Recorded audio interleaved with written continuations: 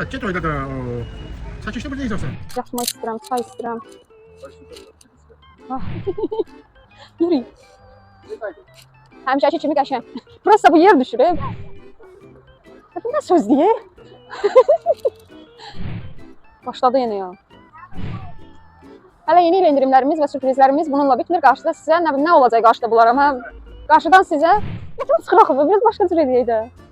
Çox sürprizlərimiz oldu. Sürprizlər. Qarşıdan çox sürpriz. Yenə sürpriz dedim. Saf dedim, axı indirim deməliyəm. Dostlar, sürprizlərimiz bu.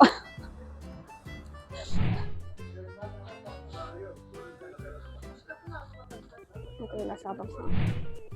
Nə deyirsən sən? Yox.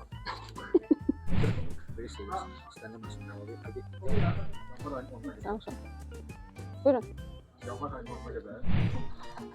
Sən nasıl? Başlayayım.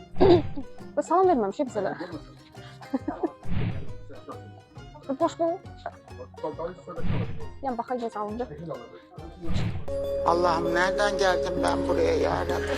Beni kim getirdi?